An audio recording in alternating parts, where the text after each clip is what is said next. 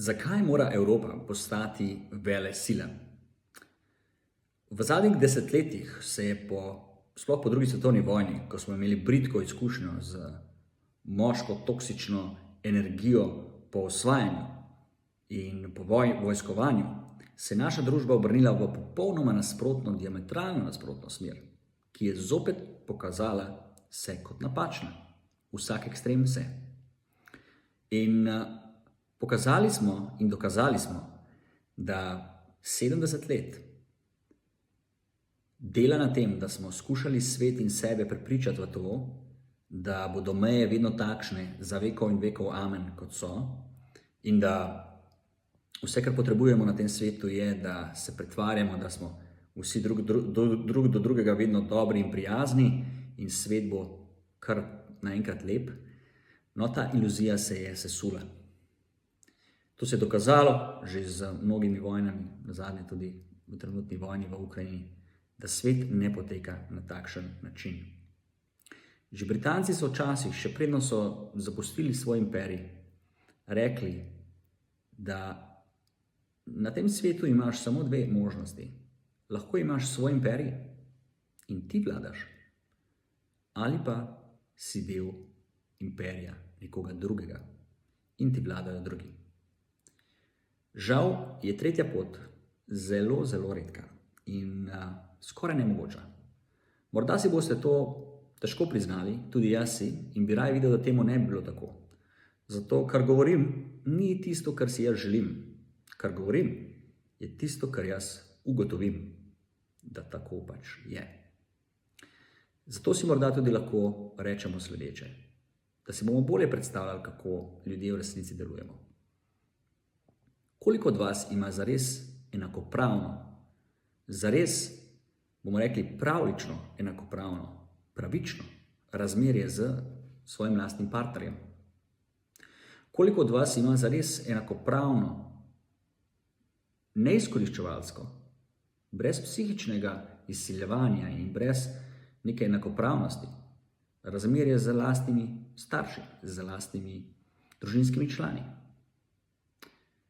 Ko se vprašate, koliko od vas ima dejansko res čista, lepa razmerja in dobre ljudi ob sebi, tudi v težkih časih, boste videli, da je teh ljudi zelo malo. Že v ožjem krogu. Pozor. Kaj šele, če gremo sedaj na širši krog ljudi? Kaj ne?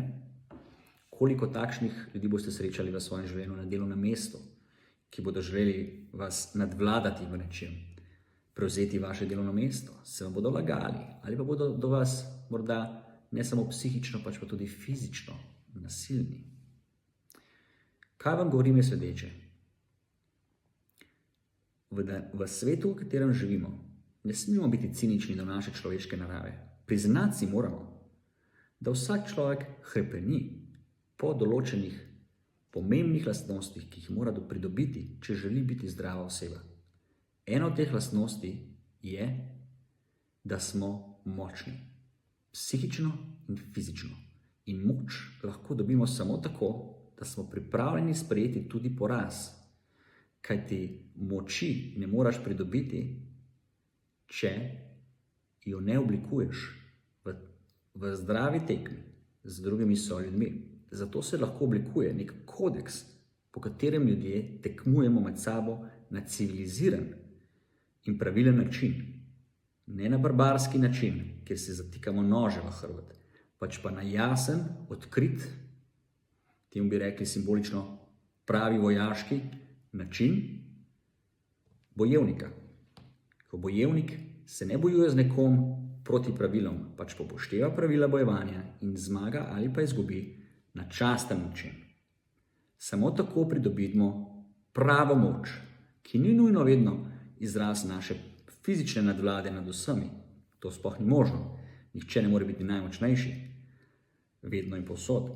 Ampak s tem, ko pridobimo čast in pa tudi samo spoštovanje, ker smo pripravljeni iti v bodisi psihične bitke z ljudmi in se postaviti za sebe na delovnem mestu ali v družini in postaviti za sebe v odnosih in tudi fizično na samem morda treningu bojevanja, ko greste na trening, S tem postavite neko zdravo moč v samem sebi in v ljudeh, s katerimi delate take stvari, ki so naporne in ki zahtevajo od vas napredek.